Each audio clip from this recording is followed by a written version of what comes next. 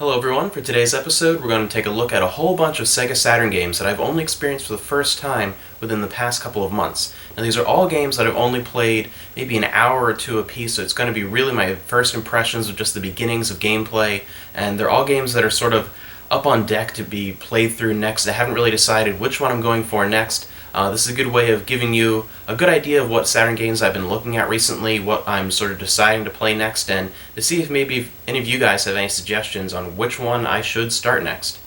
A lot of these are interesting imports you may never have even heard of before, so I really hope you enjoy.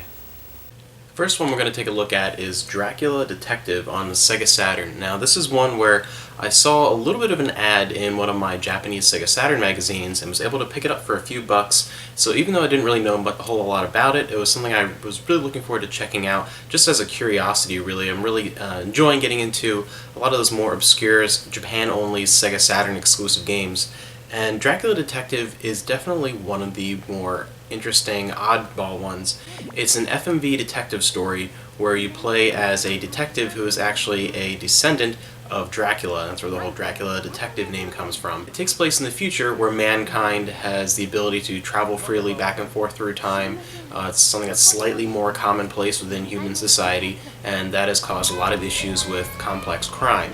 And your main character is a detective who specializes in time-related crimes, and it's just a sort of 90s typical style FMV point-and-click multiple choice murder mystery type game, and it's pretty interesting so far. I've played a little over 2 hours of it.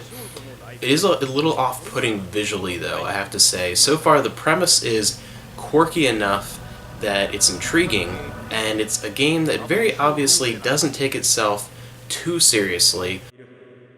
随分大きなものなんですね。ま、このクラスにしては出力が大きくて安定した。これ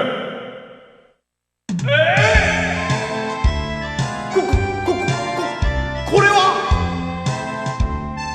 夏休みって暇だからちょっとカラーリングに凝ってみたけど、ゾウさんもついてんだよ。ほら。喜んでる。So it kind of embraces that quirky charm. It realizes that its story is a little absurd, but so far it does have enough storytelling power that I think as I get through it and play more, it could be a little more in-depth, a little more interesting as it goes along. The music and the sound is fine. The voice acting so far is pretty decent for the time. Nothing exceptional, but it's not, ear-piercing like some games from the time. And one thing I'll have to say though, it was a very odd choice for a game that is a mid-90s FMV game to use these 3D models. I say that because a lot of the ones from this time frame either used the live action footage or they did sort of an anime type style. And that can work really well. The FMV, the live action stuff, can have this really cheesy B-movie charm that actually can work in its favor if done correctly. And the anime stuff, of course, can be fantastic. Look at something like Snatcher or Police Knots. But this early 3D models of characters, it just looks so off. Sometimes it's incredibly creepy. ライゾちゃん、ケンちゃん、綺麗でちゅね。あら、ライゾちゃん、お口から牙が出てまちゅよ。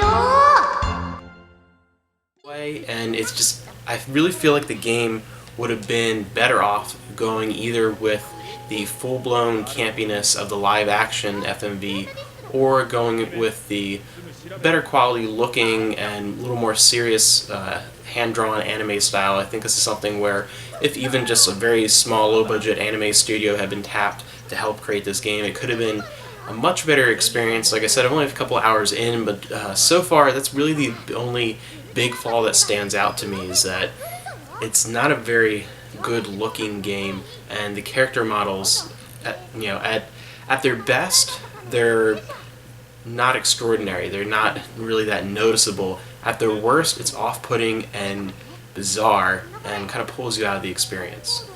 The second game is something very similar, the Wanchai Connection, where you play as a Hong Kong cop going through and uncovering a murder mystery kind of in a similar vein to the Dracula Detective, but much more very 80s style, very realistic with live action characters and real settings. You can see on the back here is a few examples of screenshots.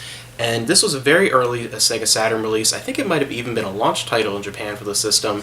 And it's actually really well done. This is one of the examples of where you can take the live action FMV and actually make it good. It doesn't necessarily have to be corny or cheesy. It's just that is the majority of them really, and especially here in the States, that's 90-something% of what we got.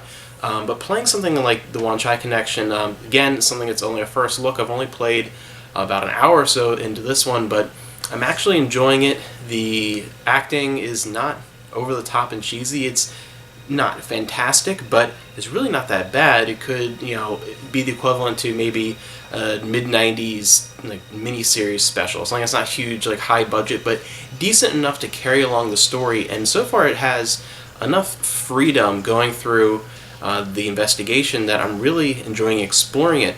And one of the things that really drew me to this game was where it takes place. I just have this real interest in, I'm definitely much more into Japanese culture rather than Chinese culture as a whole, but for some reason I do have this attraction to Hong Kong and especially to Wanchai.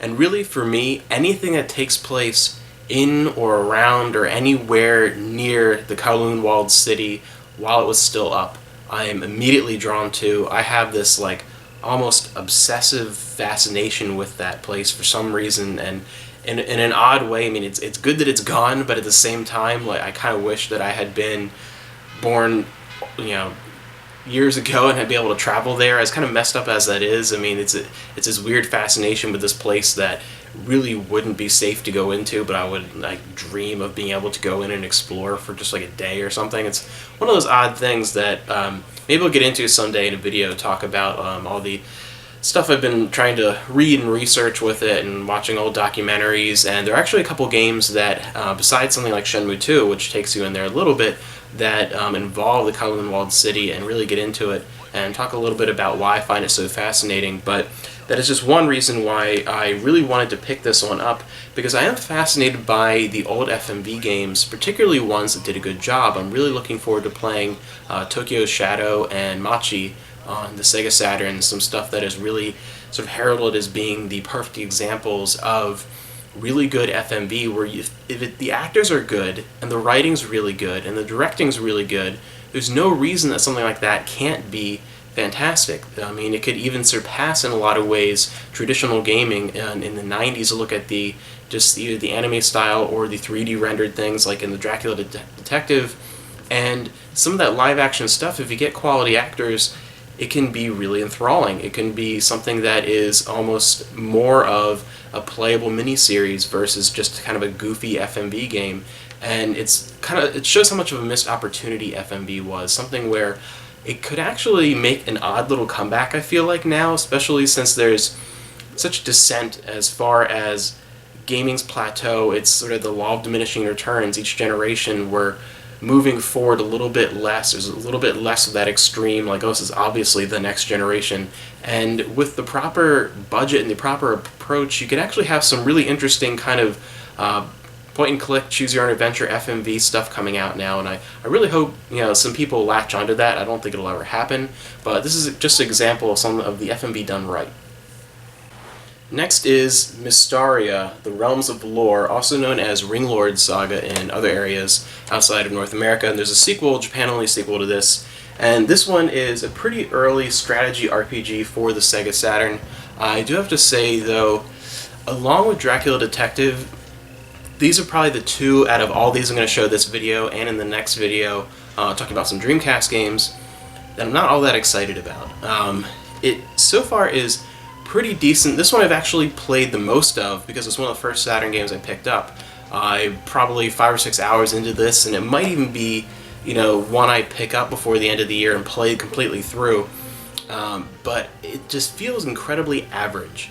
It is made by Microcabin, which is a good thing for me. I do like a lot of their stuff, but for some reason this just doesn't stand out to me. It reminds me a lot of some of the Guardian War and Lucine's Quest on the 3DO. It reminds me a lot of the work on those RPGs, just with the visual style of this game.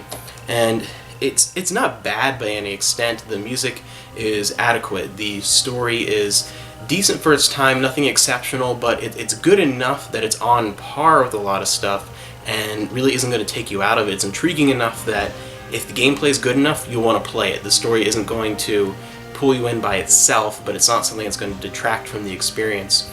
I do have to say that the gameplay is good enough in that regard to make you want to play it, but it's nothing exceptional. It's not going to hold up to something like Shining Force as far as strategy RPGs, but that's the best phrase I can come up with to describe this game, is good enough.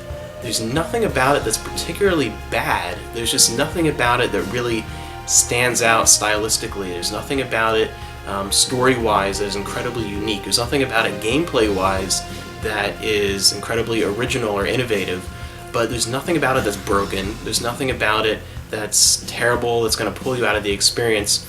It's just very average, just very kind of meh, overall, and definitely one I want to check out, and definitely something where if you are looking to build up your RPG collection on the Sega Saturn, I'm not giving it sort of the best little review here. I'm not really touting its awesomeness, but at the same time, it's not bad. It is worth your time, and there aren't a whole lot of Sega Saturn RPGs in English, so it's not a bad one to pick up because it is very common and very cheap. Check it out, and you might like it more than me. I feel like maybe I've just played so many RPGs from this era over the years that I kind of have this almost jaded high standard for it, where something doesn't necessarily have to be breathtaking and amazing and completely exceptional for me to really like it, but I really want to see something that's unique, either a unique art style or an exceptional soundtrack or a really kind of quirky, interesting story. And so far, Mysterio doesn't really have any of those. It's all very kind of average, but it's not bad. Next is another very early Sega Saturn game, Japan-only RPG, Air's Adventure, which this has really surprised me. I mean, out of all of these, a lot of them I went in kind of knowing how I thought I'd feel about them, knowing that it's either going to be something I really, really want to check out or something that I'm kind of interested in. This one was in that sort of kind of interested category, but now I'm really excited about it. It has that isometric, almost early PC RPG style to it, a lot of dungeon crawling and going through mazes, and some really interesting turn-based combat where it feels like a real fusion of some older DOS RPGs that I remember playing with a little bit of a Japanese flair. And to me, that's a really interesting combination, and so far I'm really enjoying it.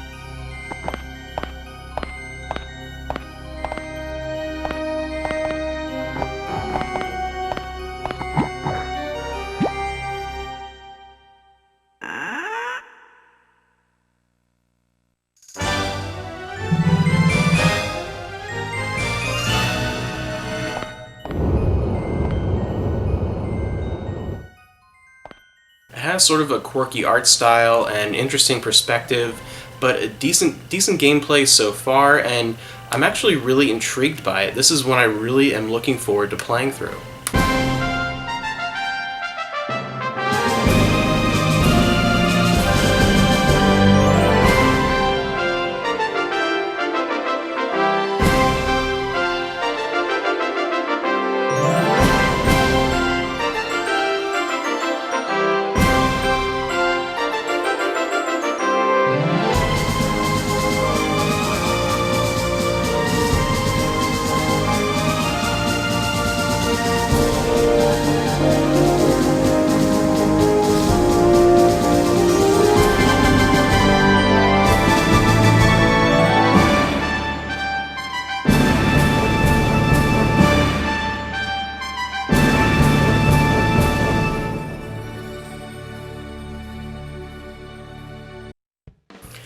Now on to the big guns. These are the two that I really wanted to play out of this mix of Saturn games, ones that I very purposely was looking for. One is Tengai Makio 4, The Apocalypse, Far East of Eden over here. And this is a series I started getting into, started doing a lot of research for, thanks to Johnny Millennium. And I am really liking it so far, and I'm just reading about and watching the intros and really getting all the information about this series as I'm getting into actually physically playing the games has been fascinating and been a huge part of my growing interest in the PC Engine. And this is the fourth game, which is in a weird way kind of the fifth game. It's a complicated thing I'll talk about another time because technically this is number 4, it even says it on the box, but number 3 didn't come out till like 6 or 7, more than that, almost 10 years later on the PS2. Very odd situation that I'll talk about. It has a lot to do with a canceled PCFX game and some renumbering and structuring, but this is unique because the Far East of Eden series, if you don't know anything about it, is really embedded in a lot of Chinese, a lot of Eastern in general mythology. Definitely has a lot of ties, though, to I think a little bit more of ancient Chinese folklore and legends than Japanese. And this one, in the Apocalypse, actually takes place in sort of a pseudo North America, and has a lot to do with the Wild West and Native Americans. And it's an interesting kind of Japanese RPG twist on that theme.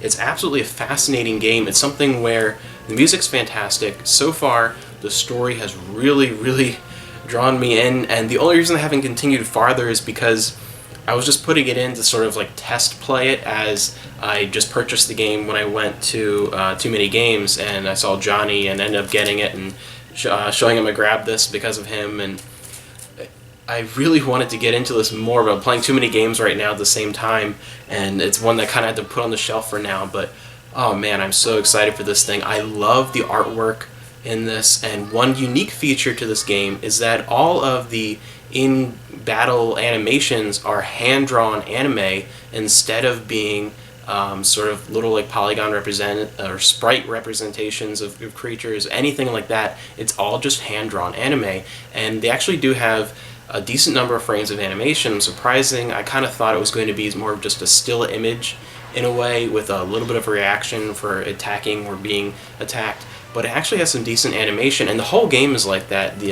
Just check out this intro. I mean, there's actually kind of multiple intros if you leave it, sit on the start menu and things, and it's just fantastic. It really is something that's blowing me away with every bit of the artistry. This is something where it kind of shows what I was talking about with the Starry of the Realms of Lore, Ringlord Saga, as it's also called. This has a unique, interesting, creative art style. It shows a lot of heart, a lot of creativity. It's something that, again, with that hand-drawn style to everything, it has just this beautiful artistic representation and a fantastic original story that draws you in. It's something that has the elements to stand out.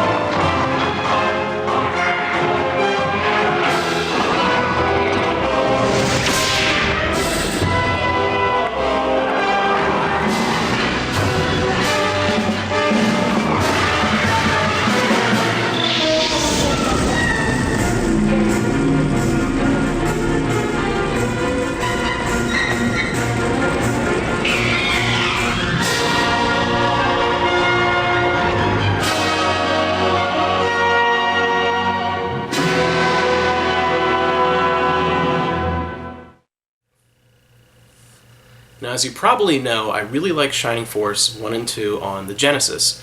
And, of course, knowing that there is a 3D Shining Force big RPG on the Sega Saturn, and that it's actually 3 parts, even though I only got the first part here in the States, I was very excited, and I keep wanting to check it out. The North American version is really hard to get your hands on for a decent price. I haven't been able to do that yet, but I was able to get a Japanese copy of Shining Force 3 Scenario 1, and this is the one that we got just as Shining Force 3 in North America. We didn't get Scenario 2 and 3. And this is fantastic so far. and it is tried and true Shining Force. I was kind of wondering how well it would hold on to the general feel and style of something like that in the transition from 2D to 3D. Something at times that doesn't really go well, and it's always an interesting transition. If you look at Final Fantasy VI going to Final Fantasy VII, really anything that went from the look at Suikoden 2 to 3. Look at a whole bunch of things like that where they did that transition stage from 2D to 3D. It doesn't always work out, or it can lose that very familiar style that you're used to. Even Persona 2 to Persona 3, that's a good example of something that didn't lose the style and made the transition intact. And Shining Force 3 is another example of that, where it looks, it feels, and it plays just like Shining Force 2, but in tremendous 3D with a much more interactive RPG world. That was one thing that I had a problem with the first Shining Force. As much as I enjoyed it, I felt like the RPG elements outside of the brilliant combat didn't quite hold up to a lot of other of its contemporaries. And Shining Force 2 really upped the ante, but at the same time had a better story, had more RPG elements, but was still focused on a little bit more of that beautiful strategic gameplay, and didn't put quite enough into the exploration just for my taste, really. And Shining Force 3 seems to, so far, really remedy that. It seems more like a full-blown RPG with the Shining Force style, and I'm really enjoying it so far. It is absolutely fantastic. Again, this is one I have not gotten very far into yet, and very excited to play. Even watching that intro alone is enough, even if you knew nothing about Shining Force. If you have any interest in RPGs from this time period, it's enough to kind of draw you in and be like, what is this? I kind of want to check it out. A great game on the Sega Saturn, and you know, I've said it before, there are so many of these games that I would love to be able to just sit down and play forever. These are all just examples of games I've picked up very recently and haven't really had a chance to sit down with. These are just my first impressions, and I'd love to give you an update as soon as I play some more of them and let you know how that impression has changed. If there are certain ones that are not quite as good as I thought they were going to be from the first couple hours, or ones that surprised me. I mean, who knows? You know, the Dracula Detective could be my favorite game of all time. Kind of doubt that, but you never know. So that's sort of the first batch. It's a bunch of Sega Saturn games, first impressions of games I've picked up in the last few months as I've really just started collecting for the Saturn and the Dreamcast. And speaking of the Dreamcast, the next video coming up tomorrow is going to be the Dreamcast version of this. It's going to be a bunch of Dreamcast games that I've just recently picked up and have had my sort of first impressions with, and I'll let you know how I feel.